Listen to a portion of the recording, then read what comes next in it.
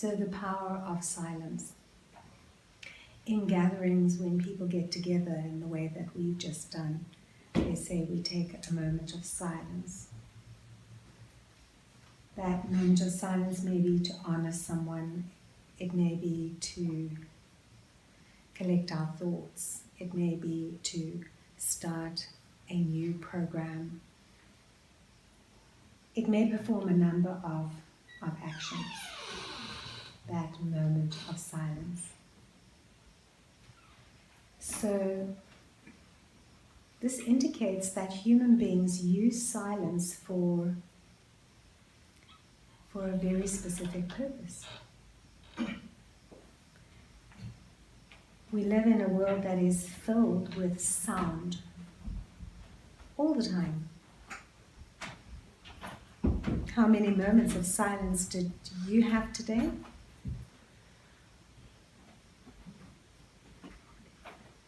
Probably not as many as you would have liked to have had.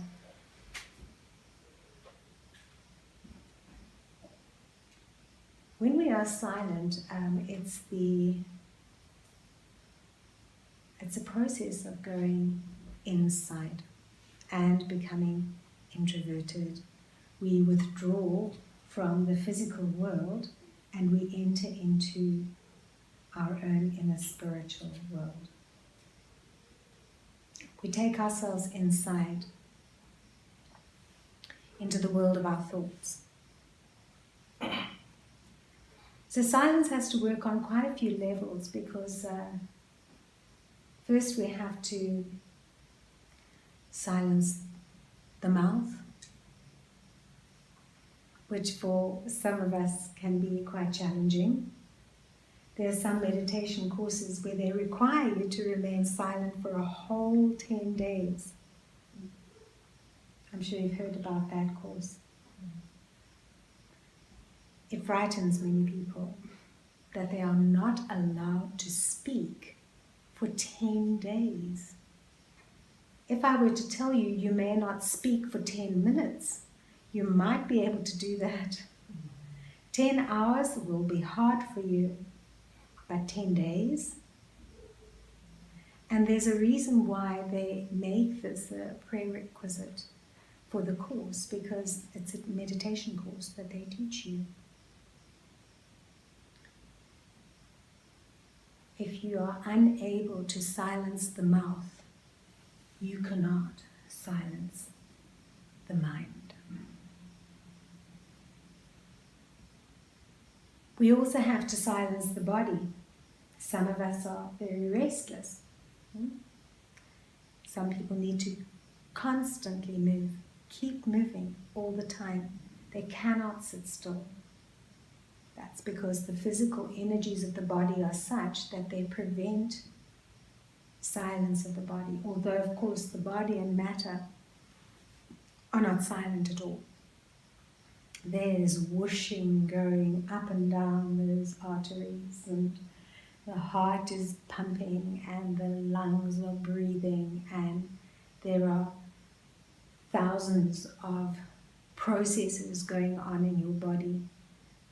And they are very rarely still.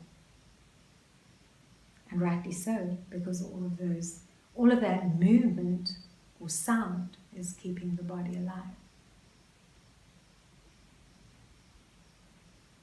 This is why in meditation it's considered absolutely essential that you can sit still, that the body can be still, because in that way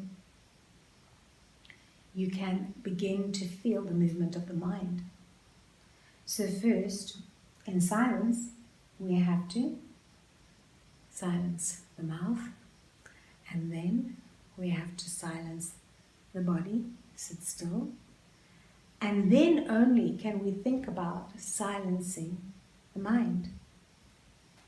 Now, traditionally in meditation practices, this is what has been considered to be the thing that meditation embodies, and that is not thinking. But the silence of the mind is not the silence in which the mind does not think. It is actually the silence of the mind in which the mind does not think negative thoughts. The mind does not remain trapped in the physical dimension. The mind doesn't remain busy with that which happened just 10 minutes ago or half an hour ago or an hour ago, and the mind is not thinking about what is happening in about 10 minutes time or 10 days time or whatever. So the silence of the mind has been misrepresented in this way, thinking that to be silent internally is to not have thoughts. The true silence of the mind is to not have waste thoughts. This terminology of waste thoughts is very much a BK thing. Brahma Kumaris, we talk about different kinds of thoughts. The first kind of thought we need to have are necessary thoughts. Thoughts that are needed for us to maintain the life that we are living.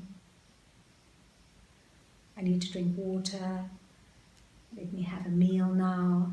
Now it's time to rest. It's time to exercise.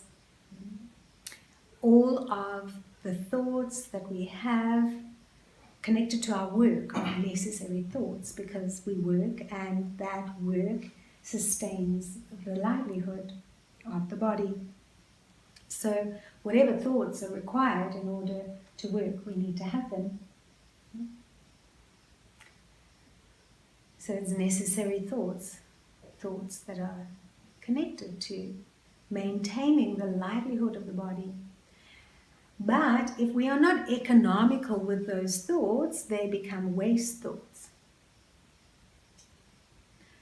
It might be that you have a task that you need to do. So you think, okay, today I must go to the bank. And then, yes, I've also got to do that, and then I must do that, and then I must do that. But I mustn't forget to go to the bank. Now I've had two thoughts when one would have done.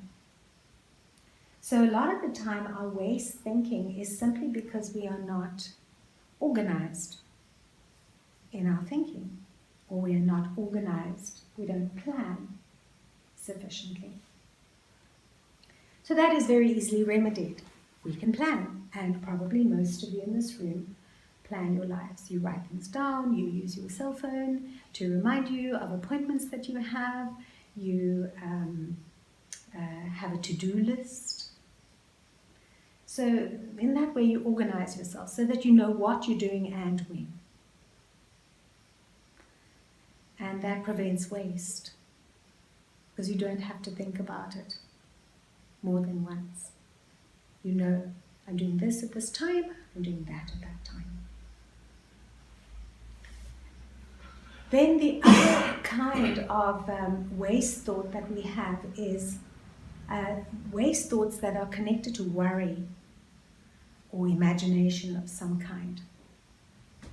So perhaps there is some event that is coming up and we are unsure of that event, or something is happening in our life, and so we think about it unnecessarily, actually. Sometimes thinking about things is more destructive than the thing having happened. These are waste thoughts, and they manifest themselves in the way, either in fear, anxiety. What will I do if that happens? And then what will I do if that happens? Nothing has happened, but we think about it or we imagine it. And so this is the wrongful use of the mind. This brings noise into the mind. The what ifs, the fears, the worries. Because the mind is so powerfully imaginative. So clearly we do have fears And that is fine, it's very human. There's nothing wrong with having fears, but the process of caring for the self means that I don't allow those thoughts to overcome me or influence me to such an extent that they impact my well-being. I put a full stop. I pack them up into a little suitcase. Sometimes something is going on and you're not sure what's going on, and it might be positive, it might be negative, it might be worrying, it might be entertaining, it might be exciting, but you don't understand what's going on. It's really fine to just put it on the back burner, because nothing has happened yet. We have to allow things to unfold rather than worry or be afraid. So we pack it up, we make it into a nice, neat little parcel. And then when you're ready, and you will know when the time is right, you can unpack it. You will know when the time is right. But this requires skill. It requires the ability to apply a brake. When you're driving a motor car, sometimes when things are going too fast, if a car is going too fast, it is hard to control a motor vehicle that is going fast. That is why we have speed limits in society. It is easier to control a vehicle if it is going at a controllable speed. So it's the same thing with our thinking. We have to learn how to apply a brake to our thinking. Whoa, slow down. Yeah? Nothing wrong with slowing down. In fact, it's really good that we slow down. Because when we slow down, it's just like if you take a drive in the countryside and you're going a bit slower, you actually see what's going on. You see the scenery on the sides of the vehicle. If you're going too fast, you miss. You miss what you're going through. How many people are just hurtling and rushing their lives forward to the next event? So the slowing down is quite important. But of course it requires time and care for the self. And it requires those silences that I mentioned at the beginning of this talk. You have to be quiet. You have to quieten the body.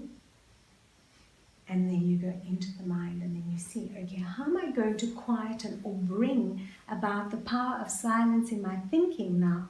Because then you are seeing what you are hurtling towards. You'll see all of your thinking. And it's just thoughts. They're not reality yet. Think them enough, and they will become reality, because our thoughts are powerful. They manifest. They do. This is how we can manifest bad things too, because our thoughts are powerful. So in the thinking process itself, to understand that the power of silence is not that we stop thinking, but that we stop thinking waste. So what is the true thinking that I need to think? What should my thoughts be? And this is in the meditation process. Because when thinking stops inside, when all of the noise of our own thoughts that are connected to our own little limited lives, because let's face it, at the end of the meditation, you're going to pick up all of your thoughts again. So you just put a break on it, you put a full stop, you put them on the back burner. The truth of the matter is that no problem was ever solved by thinking about it. In my experience, problems are more easily solved by not thinking about them. Not that you're suppressing them, but you don't overthink them. You put a full stop. And you go back to the eternal, internal experience of the soul. Because recorded within our being, recorded within ourselves, are our unique and accurate destinies. Each one of us has a unique and accurate destiny. You cannot prevent it from taking place. But we don't connect with those destinies because we get caught up in the limitation of our small egos that are trying to dominate our lives and are actually connected to the body, to other people as well, to society, to many different dictates. But the internal and eternal state of the self, which is the state of the soul itself, the experience of the soul as a being, is lying there waiting like a diamond to be discovered inside. And so when I have love for myself, I will sit down and I will be quiet. I'll quieten my body, I quieten my mouth, and then I quieten my mind. It's all going to come back, after the meditation. Put a full stop. And I allow what is within me to, it's like a spring that slowly rises, like the tide that comes up. When you give the soul space, your internal state, when you empty out the thoughts of your physical body, your life, your drama, the people, the places, the things, the finances, when you empty all of that out, then you experience this internal space within. It's like a sacred space inside. And that sacred space wells up and fills up with the sweet water of the true state of the soul. And we trigger that state to occur. It's almost like, this is why in our system of meditation, the contemplative form of meditation, we trigger that by providing catalysts. Yeah? When you come and you learn in the meditation course how to meditate, we tell you there are 5 thoughts that you need to think in order to experience this internal, eternal state of the soul. I am a soul, I'm not a body. I'm a star, I'm a point of light. My original nature is to be peaceful. I am an immortal being, I don't die. And my position in this body is here between the eyes, behind the eyes. I'm situated here, controlling everything from there. So these triggers or these catalysts or these thoughts, these are very pure thoughts. And these pure thoughts are the emissaries of the power of silence. They're the ones that work as like in our body. There are so many metabolic processes that are taking place. There are enzymes that are doing so many things. These thoughts work in the same way. They help to do so many things, spiritual things inside the soul itself. And some days it goes very well and you use perhaps your meditation commentary, or you use your notes, or you churn, that is you contemplate those thoughts, and it works very well, and you feel that rising sense of that peace and silence inside. And maybe it even comes and it spills out. And there's so much fulfillment and pleasure within that state. And some days it may just be a battle of just trying to keep that mind pure. Not to be crowded out by those other thoughts. It's like a huge mopping up operation. Yeah? You've got to clear the field.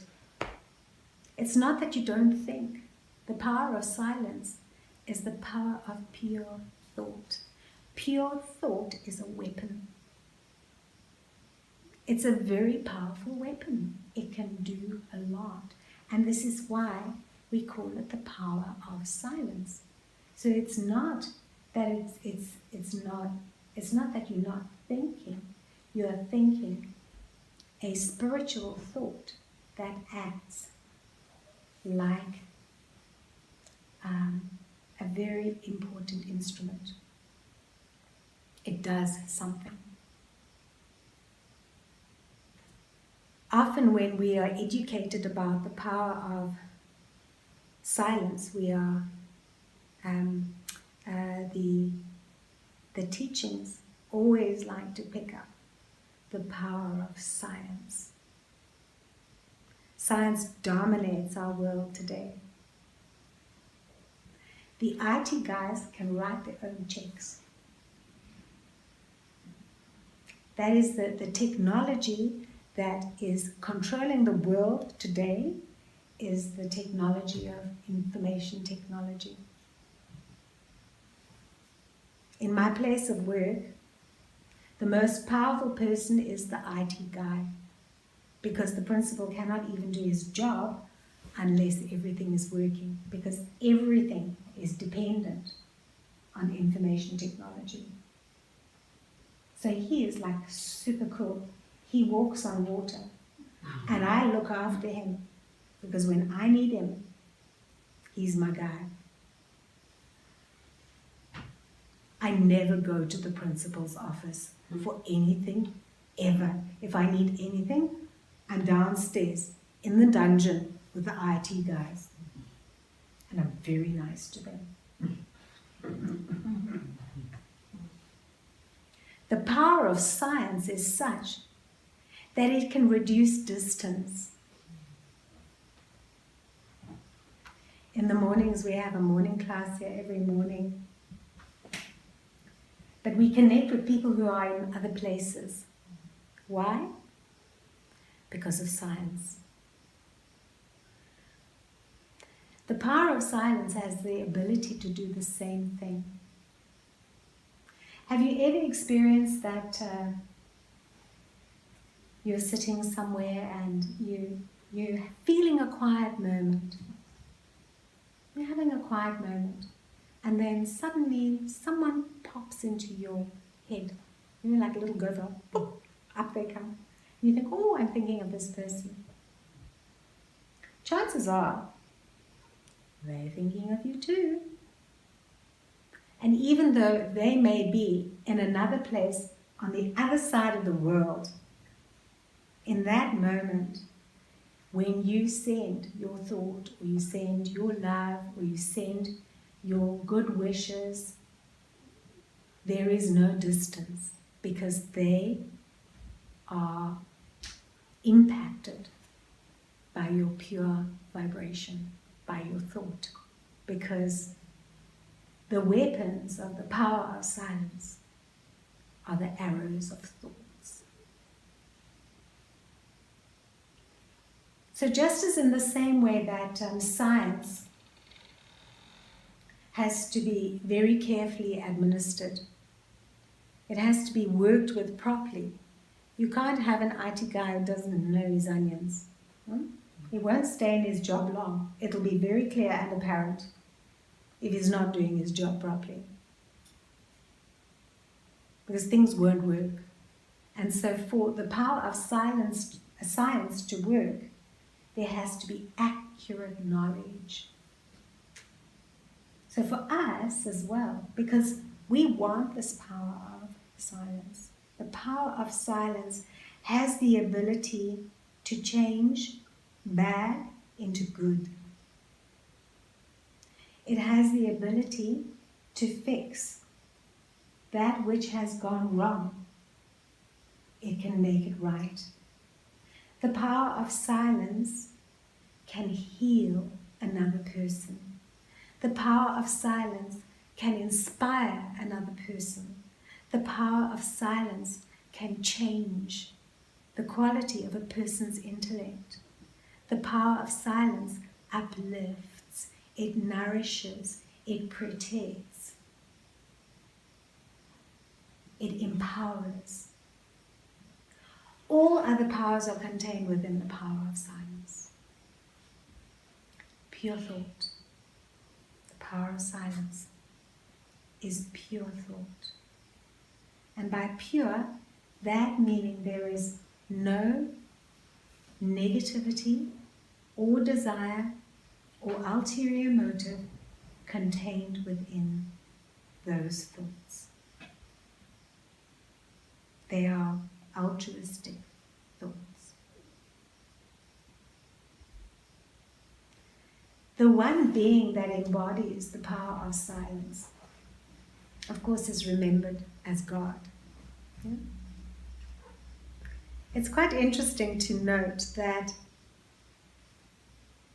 we as human beings, we invest in so many things to have an impact in our lives. We have beautiful homes and lovely cars and furniture and all of the paraphernalia of our physical life. And probably 75% of our time is taken up in maintaining all of that. The Supreme Being doesn't have any of those concerns because the Supreme Being doesn't have a body. We have bodies, so we have those concerns. Supreme Being doesn't have those concerns and yet has access to every, or is the embodiment of all powers. Power of peace, power of purity, power of knowledge, power of truth, power of love, blissfulness, sweetness, joy, the source of all spirituality, and not a body to convey it with. So how is all of that treasure, or how is all of that, all of those resources, how are they transmitted? How do we catch these things? They are transmitted through the power of silence. This is why people who believe in prayer get results. If they pray, in BK World we talk about how prayer is talking to God and meditation is listening to God.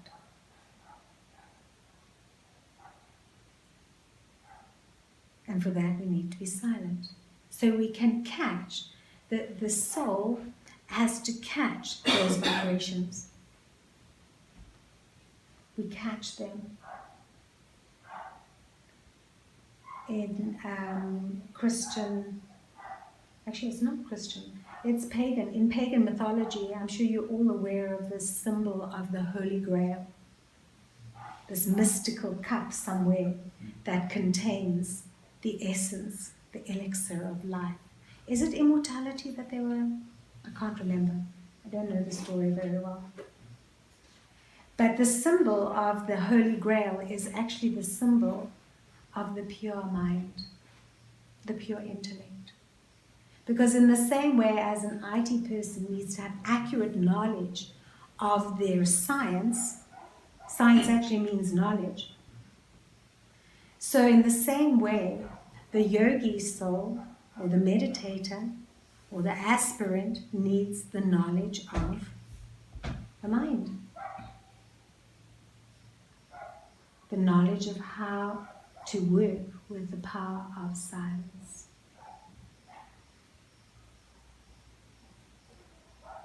And the beginning portion of that is to work with your own thinking and to clear the playing field of unnecessary waste, unnecessary thoughts, and to apply pure thinking, pure thoughts, in order to unlock the treasure of peace that is inside. In fact, peace is the doorway. It's actually quite hard to be peaceful because of the traffic of the mind. Another practice that we do in the Brahma Kumari's world is we have something called traffic control. It's an entertaining concept. It means that in the course of your day, you stop, just as how traffic is controlled by traffic lights, and people have to stop and wait for other people to go past. In the same way, we stop the traffic of the mind. Stop everything. And it doesn't have to be for long. It must have been about 14 or 13 years ago. I can't remember the year. You can go and check it out because there was an entire website dedicated to this practice. It's called Just a Minute. We called it JAM, Just a Minute. To sit down and just, for a minute, stop the traffic of the thoughts. You can find all of those 1-minute meditations on that website. It's called Just a Minute. And you can jam as much as you like. I think there's even an app that they have there that you can download onto your phone to use. You see how wonderful science is? It's even supporting science, the power of science. The other thing about the power of silence is that, or science, the power of science, what it does is it enables that which is far away to come close to you. If you have a conversation with someone on Skype, somebody can be far away, they can be on the other side of the world. On Monday I had a conversation with somebody in Edinburgh. It was like she was in the room with me. There was no distance. That's what science can do. And in the same way, silence does that. Silence bridges that gap. Because when you are sending out a signal of some kind, it doesn't matter where that person is. It doesn't matter. Because your thought will reach them. Your love will reach them in a second. Because that's how fast light moves. Actually, don't ask me the science of it because I don't know. But light moves fast, and thoughts are like light, and you are light, and your thoughts are like arrows of light that are going out. At the beginning of this program this evening, when we took that moment of silence, I did a little experiment actually. I used my mind to draw a line of protection and safety around this entire building and all of your motor vehicles outside to protect them. And also to protect this house. And it felt good. Nothing could penetrate that. Okay, you could say this is my imagination. That's fine, it is my imagination, but it's good imagination. It's positive imagination. And if it works, why not? So the thing about the power of silence is that we need to experiment. So I want you to sit here now and to think about, is there anybody in your life that you have conflict with at this time? Someone who is not happy with you, they're discontented with you, maybe they even hate you, or they're disappointed with you, or they're angry with you. If there is that person, and I'm sure we all at least have one, I would like you to experiment with the power of silence with that person. Because normally with that person, we have the most waste thoughts about that person. Don't we? Oh, they don't like me. They hate me. They're always criticizing me. These are the thoughts that we are manufacturing all the time. Are those thoughts helping? Are those waste thoughts? They may be imagined as well. We don't know what people are thinking. We don't know a thing about what they're thinking until they tell us. And even then, they may not be honest. So does it matter what they're thinking?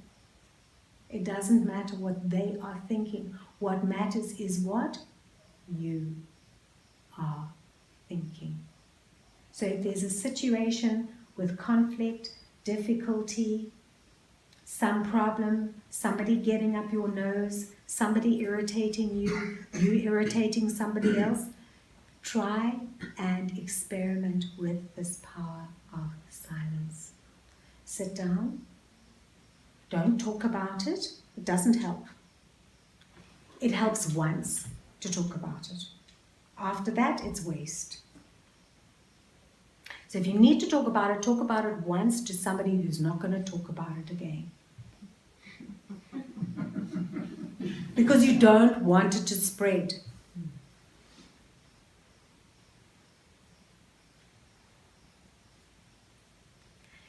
And this is just an aside, something that my first meditation teacher taught me. He said that if something really intense and frightening or traumatic happens to you, and those things do happen, then don't talk about it for 3 days. Only after the 3rd day,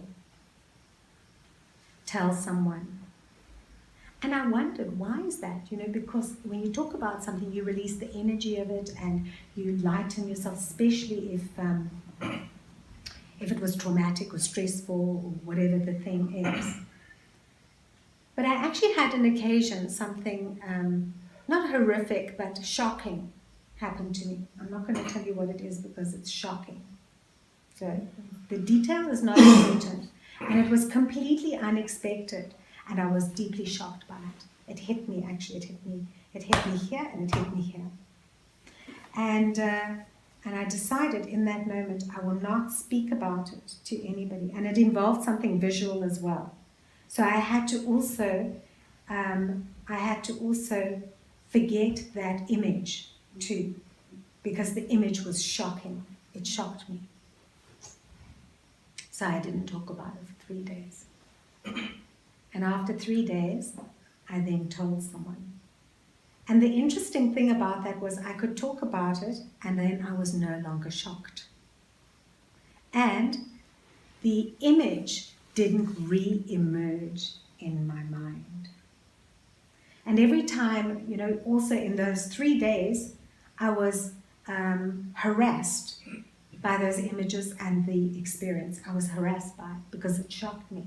And every time I would clean my chit, what we call our memory track. I would clean it. So I would see the image and then I would, almost like you take an eraser, and I would erase the image like that. Okay? I'm actually even having to do it now because I'm remembering it and talking to you about it. So I'm now erasing that image. So when I finally did get to talk to the person about it, it became very insignificant and actually a bit of a joke. It was a bit of a joke. When we talk about something, or when we think about something, or we bring it into sound, when it comes into sound, it amplifies, it grows. If we don't talk about it and we don't think about it, then it can diminish. Whatever is to happen is going to happen anyway. We can't prevent it. But we compound it by thinking about it too much or talking about it too much. And this is why this full stop, applying a full stop, using the power to pack up, it's so essential. Because you can just put it, like they say, on the back burner. We don't solve problems by thinking about them. Creativity and solutions and the pure energy that is needed to solve that problem comes as a result of not thinking about it. As a result of saying, I'm not going to lower my vibrational frequency for this thing. I'm going to keep myself up above. I'm going to watch it from a distance. And that requires power. Believe me, you are supported in your attempts, because the Supreme Being, who is the Almighty Authority, will support you in your endeavors. Because where else are we going to get power from? The source of power is there for us. We just have to use one thought. Whatever it is, O Lord, O God, O Baba, sweet one, O my beloved Lord, help. It's just all we have to do. And we do receive help. It comes.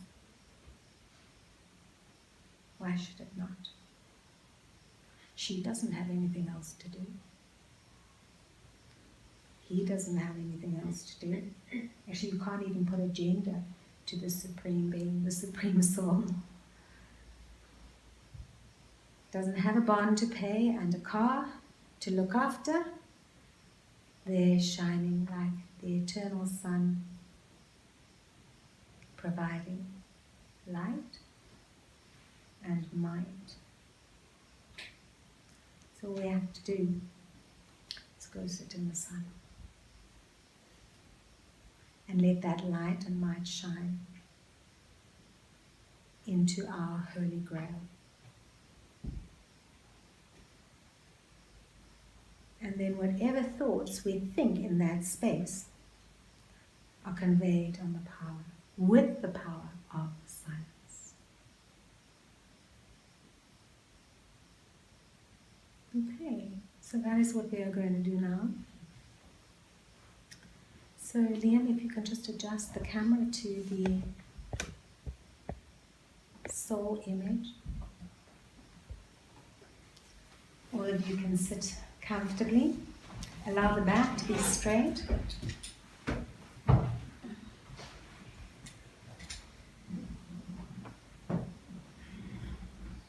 Just rest your gaze on that point of light there in the center of the picture, that star of light. As you're sitting comfortably, quieten the body, make the body quiet.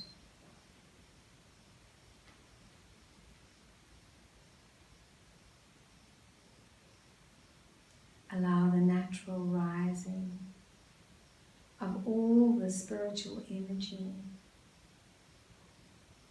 up towards the third eye point, to where it is. The third eye, the soul resides.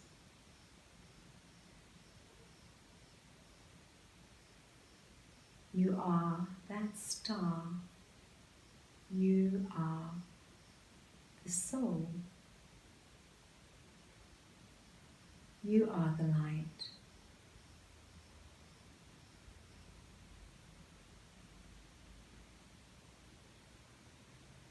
Step away from the continuous flow of all of the thinking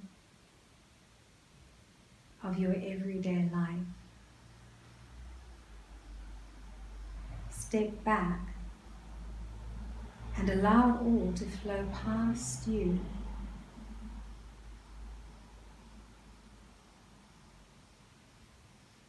Enter into that soul space. Into the dimension of pure thought.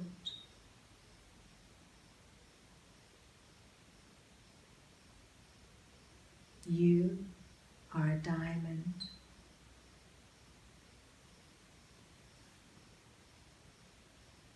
In this place of pure thought, you experience light. And this light makes you sparkle. You are the light.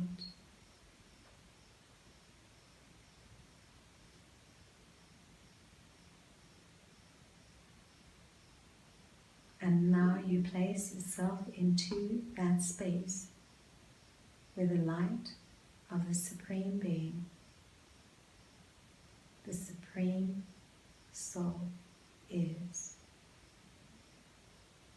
You are in the light.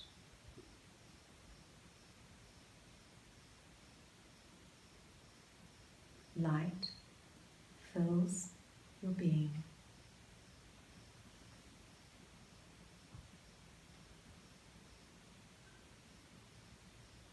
If thoughts that are irrelevant to the spiritual state emerge,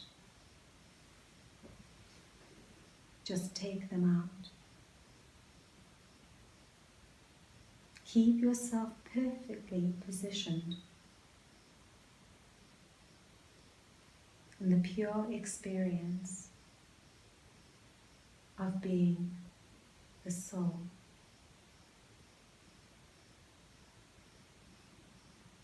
Suspended in the light of the Supreme Soul.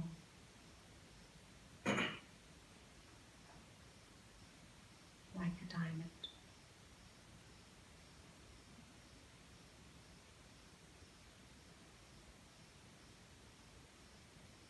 Allow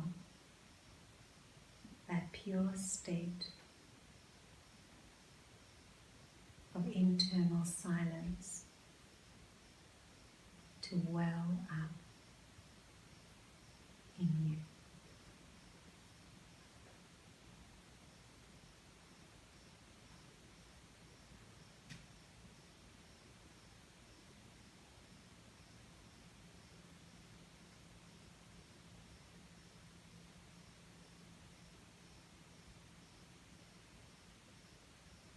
You are a soul. And this silence is your power.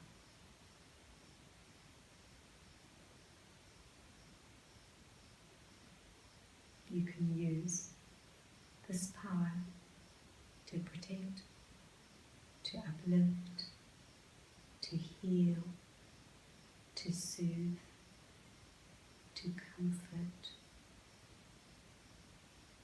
to cool.